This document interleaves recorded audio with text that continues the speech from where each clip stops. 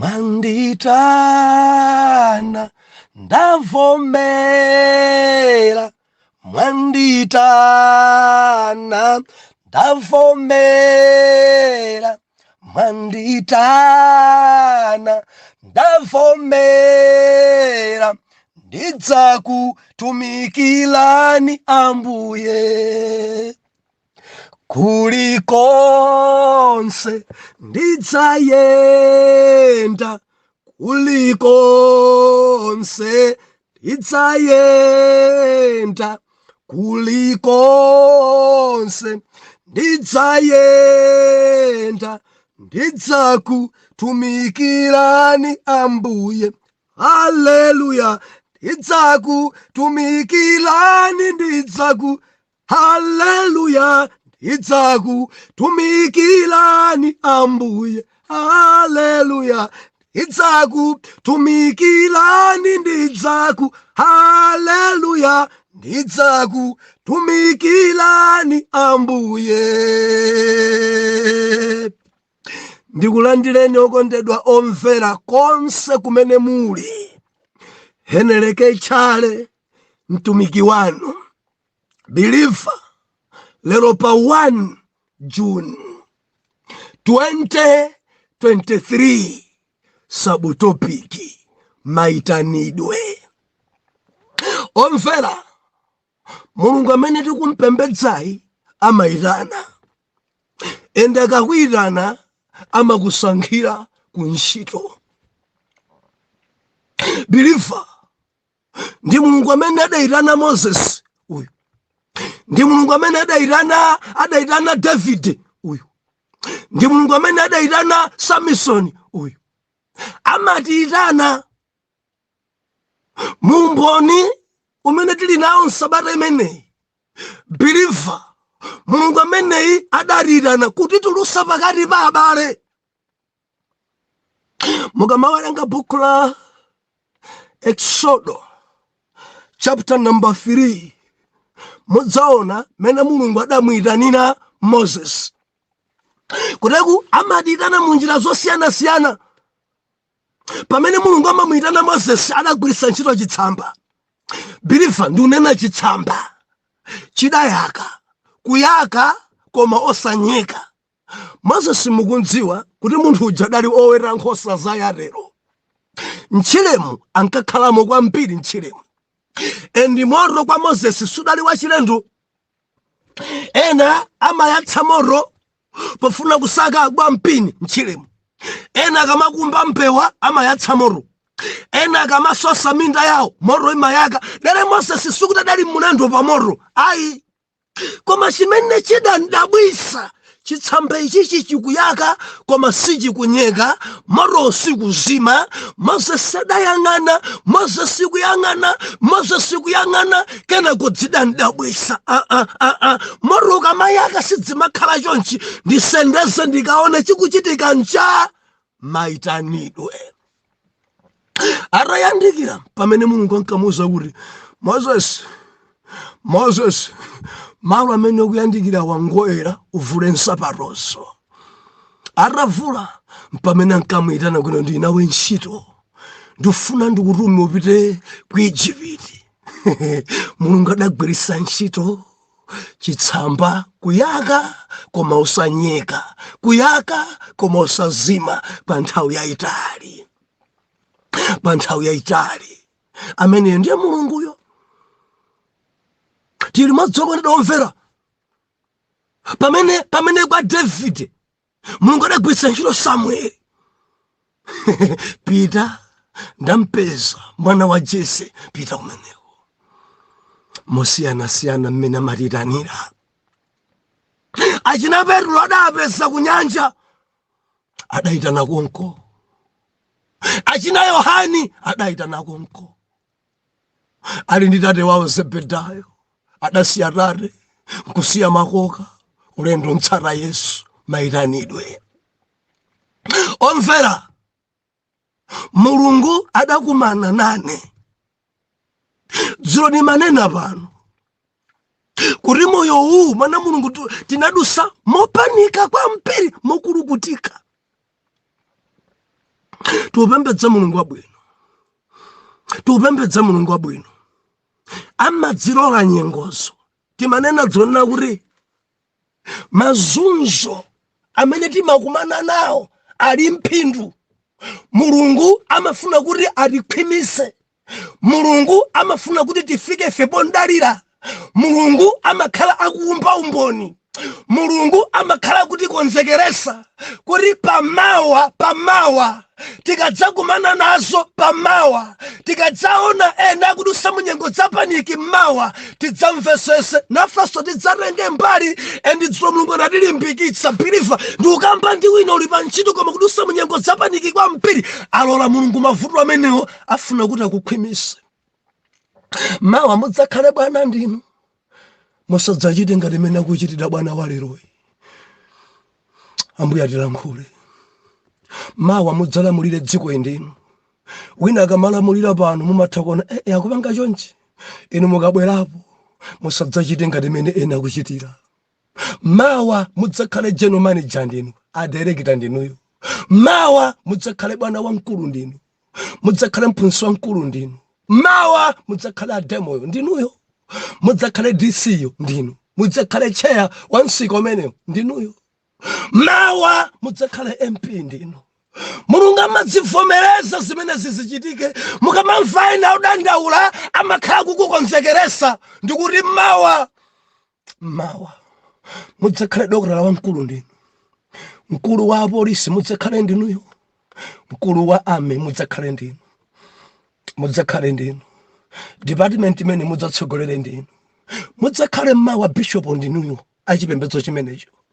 Mudzakhale abusa pa branch imene ndinuyo. Mudzakhale mtsogoli pa group imene ndinuyo. Minister imene mawa idzakhala yanu. Ndiye Mulungu lero amakukonzekeresani. Mumakumana ndi nyengo za paniki, nyengo zokanidwa, nyengo zokulukutika, nyengo zowawa.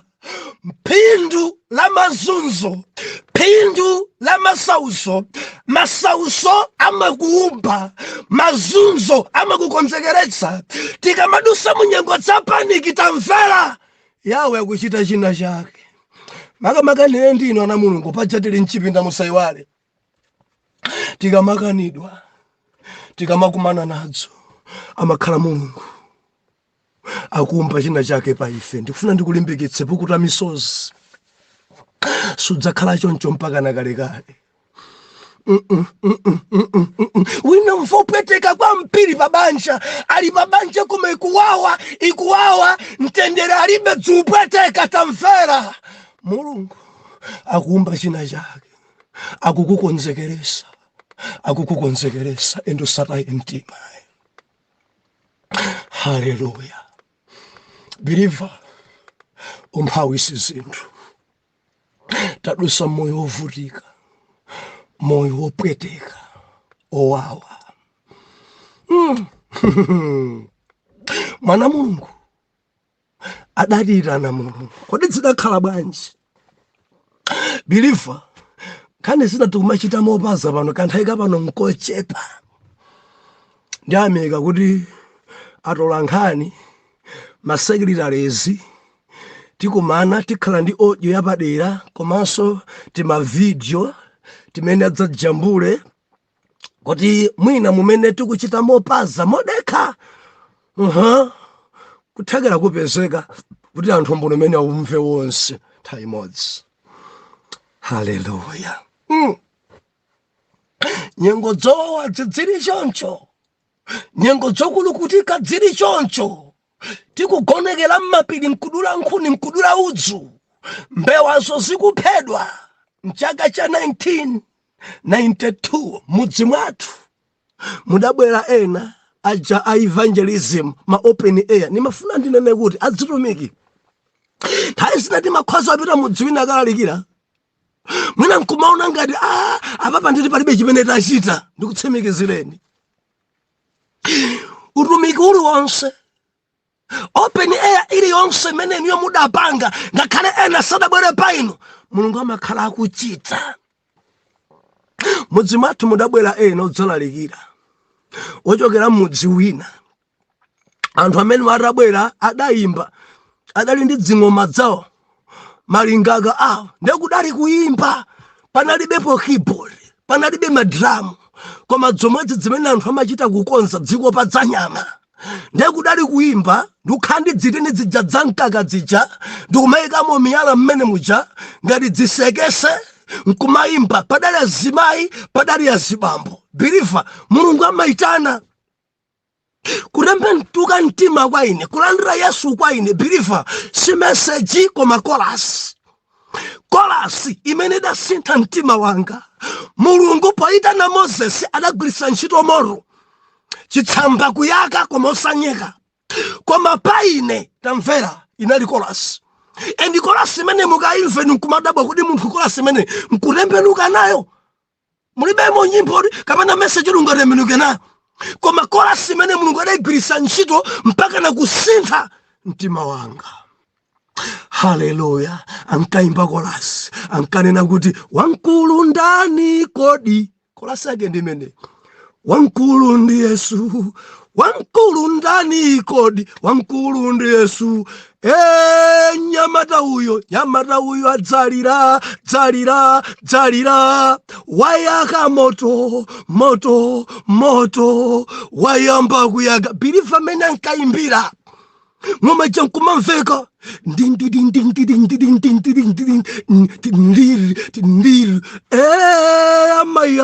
mayawo adzalira wayaka moto wayamba kuyaka. Wankulu ndani kodi wankulu ndi Yesu wankulu ndani pano wankulu ndi Yesu abambo yawa adzalira wayaka moto wayamba kuyaka biliva Mulungu adagwiritsa ntchito kolasi mtima wangawu kuphwanyika mtendere kusowa anthu aja asanachoke ndinathamanga kupita kwa ane mayi wanga. Message imene ndafika nayo ndi modzi amayi wankulu ndi Yesu kuyang'ana masautso kuyang'ana chizunzocho wankulu ndi Yesu biliva tinapita pamalo pamenepa mimba ili pa mtunda. Mulungu yuyu ndi Mulungu opya nde anthu aja atha kutumikira adapita kwawo komano adasiya mtolo. Mondimva mwana Mulungu kuti adalalikira chani ine sindikudziwa kuti anthu adapempheredwa pompo ine sindikudziwa koma ndidachoka nyimboyo ili nkari wankulu ndi Yesu misozi ili m'maso wankulu ndi Yesu. Message idalipo ndimene mungathe kupaona kuti kodi pamene pa munthu nkutembenuka mtima kodi kolasi imene munthu nkutembenuka na mtima nkulakalaka utakumana ndi Yesu kolasi imene mukayiyang'ana mulibemo message yogwira mtima kuti munthu nkufika potembenuka mtima koma tamverani Mulungu amagwiritsa ntchito chonyozeka chitsamba chimene munthu kuchilingalira kuti apapa zakhala bwanji yawe amene amagwiritsa ntchito chimenecho pofuna kusanduliza pofuna kuyitana. Anthu aja atapita mudzi mwathu munali bambo wina madwala dzina lawo Amfambi ndi anawo anapita ku Magomero osati Magomero uyu wa kuzomba koma ku Magomero kuchikwawa kwa Ngabu kuli Magomero ndiye kudali mpingo kumeneko ndi anapita kapeza busa kumeneko mukapempherere bambo athu akudwala kwambiri ndi anthu aja anabwera kudzapempherera bambo wa abale aja ndi amabwera pafupi anthu adamba pemphera dere mudzi mwathu nkuti nthawi imene mulibemo chalichi ngakhale modzi anthu ankachita kubwera mudzimo ne chalichi dayamba chifukwa cha patient ndi amika mbuye Pastor Mvumba busa wanga woyambirira biliva ndi amene adandilera ndi ubadwa umene atakhazikitsa malo mmudzimo ndayamba nawo pemphera musayiwale kuti kolasi yandisautsa atati anthu akukumana mmudzi muno ndinafika nkukhala ife oyambirira ndiye mulungu anandikomera mtima kwa mpiro kwa ndomvera maimbidwe dapasidwa nimanena dzana lija kuti pano mawu adathawa koma kale tinkaimba kwambiri tironseka. Oh haleluya. Now ndakhalapo ngati kwaya master, ndaimba kwaya nkupeka nyimbo kwaya master. Musaiwale nkuti ku skulu sinapite. Mboni ndo otwali bwanjo koma tamverani ndichite mopasa ndaimene chati makani makwaya festival kantha ino dzilipo kaya sindikudzimva kwenikweni pano. Ndati kamapita mmakwaya misonkhano mumakhala nyimbo zatsopano. Tinali ndi secretary wathu wa kwaya mwana wa abusa amene ankadzwako kulemba ndi kuwerenga. Ndikamuza kuti talemba kwaya imene ndi akalemba nthawi ya training tikamuza kuti tawerenga zimene adalemba zija ankalephera kuziwerenga. Endi chunicho chinkanthawa kuti sangakumbukire akhoza werenga koma chinthu chija chathawa mtima udapweteka. No, ngati kwaya master ndikusweka kuti ine ndikhale wodziwa kulemba kuti nyimbo ndidzilemba ndekha zatsopano. Ndikamamva nyimbo ina kuimba kwaya ina ndidzilemba nyimbo nkudzaphunzitsa gulu langa. Mtima udapweteka pomwepo omvera ndikulowa mtchire kuitenga nkhwangwa kadula nkhuni. Ndikadula nkhuni zawanikwa cha 4 masiku amenewo 1992. Ndikunyamula nkhuni zimene zikunyamuka cha malaundi 1 o'clock mbanda kucha AM. Ndikunyamuka umene kuja nkudzafika msika wa makande mwangabu nkudzagulisa nkhuni zija nkugula kope ndikugula sope sulo kuti tikayambe skulu. Cholinga choyambira skulu tamverani ndidziwe kulemba kwaya. Nkuti nthawi imene mwana mulungu zaka nimapita kamba standard 1 ndili zaka 16 umphawi si zinthu. Zaka 16 mkalasi standard 1. Hallelujah. Nkalasi monsemo wamkulu wantali udachita manyazi kwa makhala kuchita kuwerama kuti muli ana ambiri. Standard 1 zaka 16 ena ndiye kuti ngakhale college amaliza. Mondimva skulu yonse dali patali kwa mpiri ndi mudzi mwathu patali. Ubafuna pita skulu zidzuka 4 o'clock upita ku skulu kuyenda wapansi kuti mukafika kumene kuja cha malaundi past 6 mina to 7. Nthawi zina kubwezeni kuti machedwa, nthawi zina kupasani chibalo. Haleluya. Ndi skulu inayambika talipira fees kamodzi. Haleluya. Kenako maripatira jakuyamba mukidziwa nyengo imeneyo. Kenako kudzakhala skulu ija ya ulere. Mulungu amene ni mulungu wopsa kwambiri.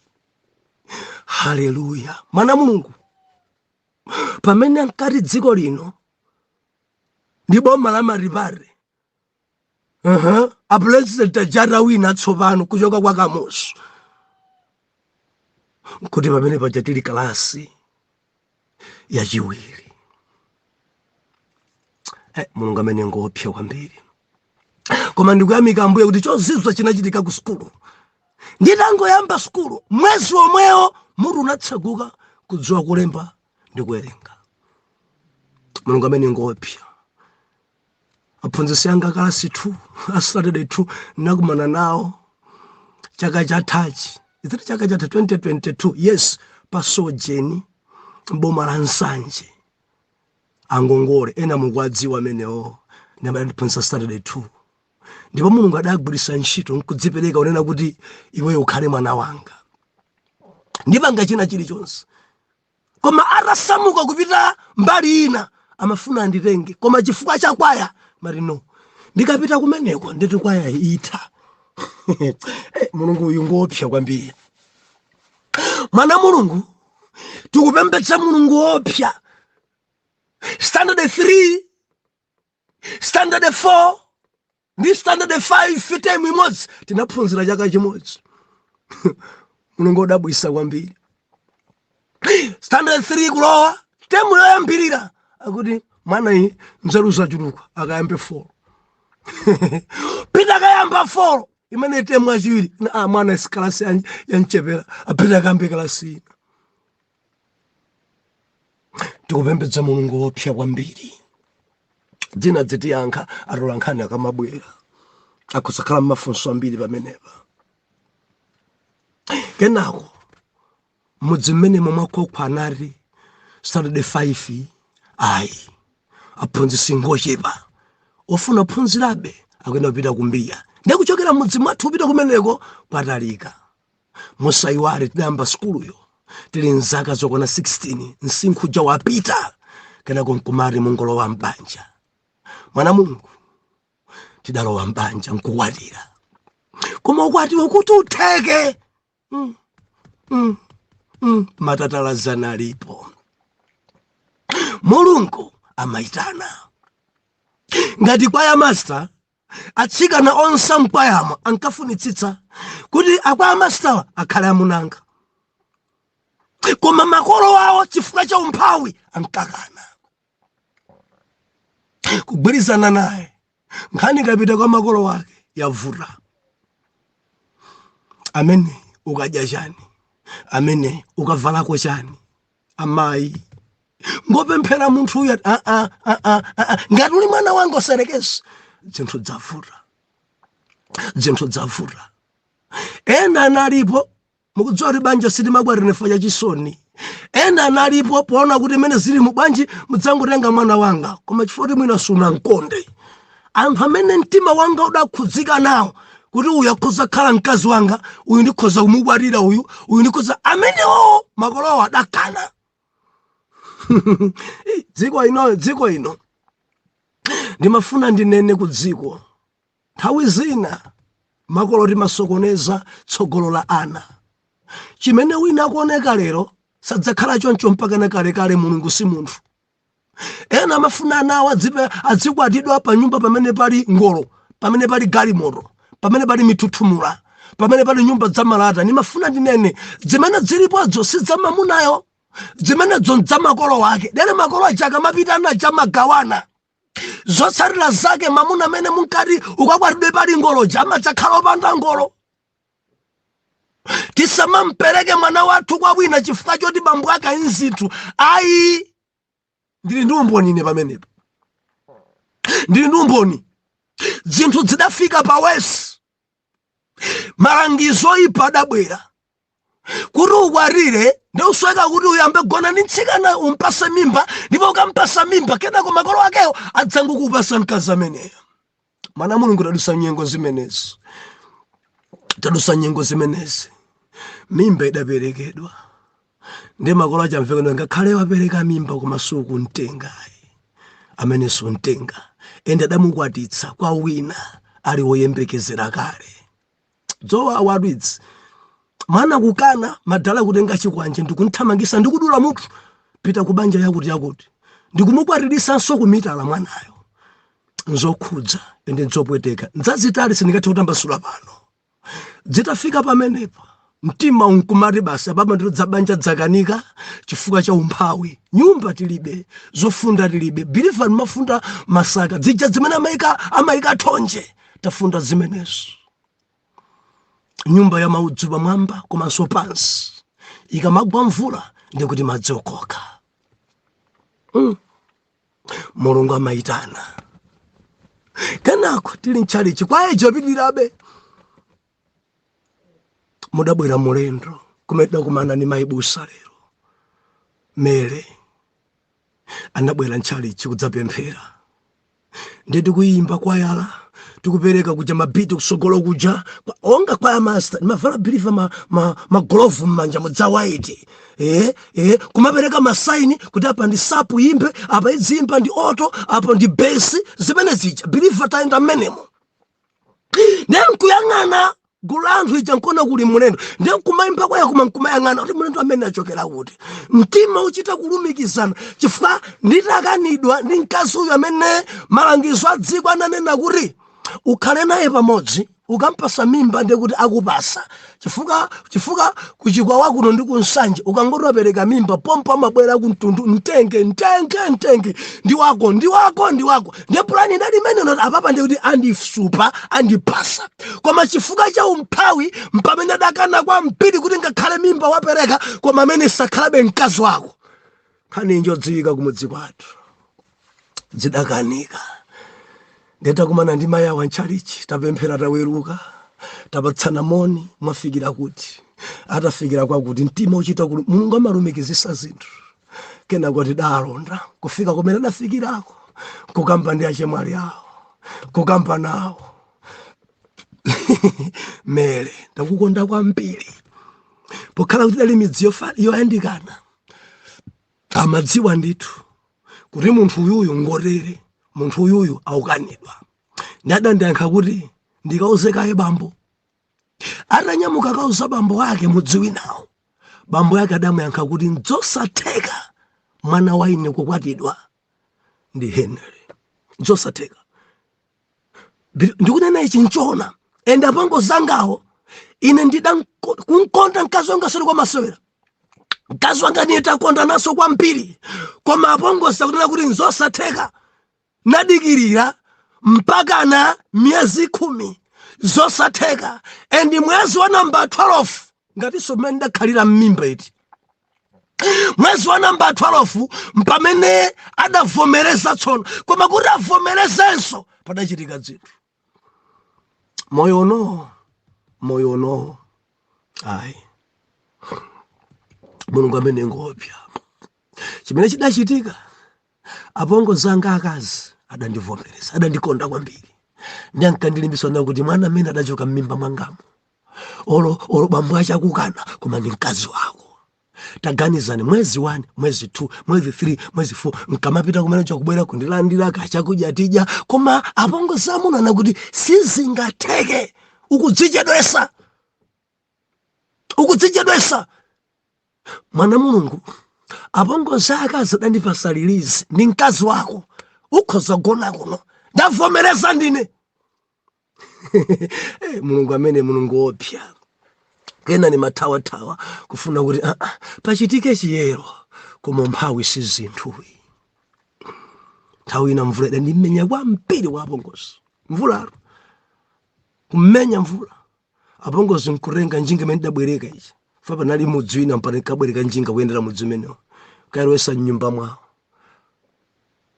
tasala ine ndi mkazi nyumbamo njinga palibe ndiyenda bwanje mvula ikugwa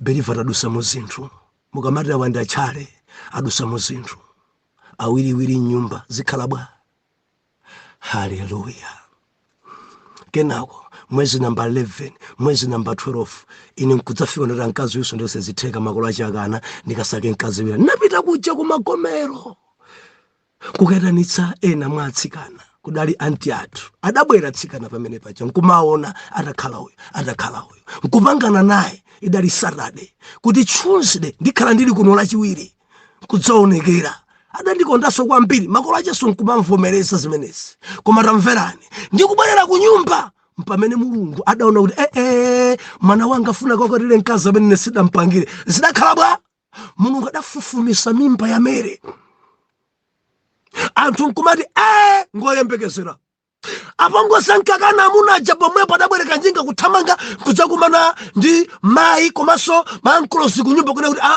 mawa mubwere chinkhoswe osanena kuti mwana waja ngoyembekezera haleluya tadusa mu zinthu kenako kukapanga china chilichonse chokhudzana ndi chinkhoswe Dedi mene ankayembekezera kuti ndipita kumagomero kaonekera kwa mkazi uja kwa makolo wache kapereka mpango kulota kamata kukwatira anthu amapereka ndalama deyo yamba timakhala ni mpango ndi ndalama timati luphato masiku amene tikufunsa ni mipango ije ya zimpweteke kapena wina alira totelera kwambiri 1997 haleluya ne daimene ankandidikirira kumene kuja ndi daimene nkatenga Mere kupita naye kunsika wa Nsangwe misika ikuyamba kumene iyi ya madera kukamveka ndidabwerako nkutumizako kalata onena kuti pepani kazi wanga uja amene bambo achankakana adavomereza endi mwana mimba imeneyo ataberekera adakhala kunja kuno 14 days nkumwalira wow Mulungu uyuyu Mulungu opya kwambiri biva ndimene tidadusira zokhudzana ndi banja tinakanidwa tinatayidwa. Ndikuyamika Mbuye kuti apongozi anga onse mpaka na pano ali moyo. Akamationa lero pena malira amagwesa nsozi, adaberekana ambiri akazi, koma ngati pali mkamwini amene amayima nawo, amene amathandizana nawo, amene akumwerengera kuti ana anga akwatidwa inde, koma uyuyu adapezadi mamuna, amanena mere. Mwakukoma mtima kwa Mulungu damangira nyumba. Haleluya. Mulungu amene timpembedza isimu makolo ena adira amene ojaya ukakwatidwe pa mtunda paja ukasake wa ngolo ndi yake, chumacho ndi chake. Mulungu amaitana bilifa tatumikira ngati kwa ya master sekretary mulaliki mpakana monga mbusa mawa mundilondole tidadusa bwanje kutsogoloko.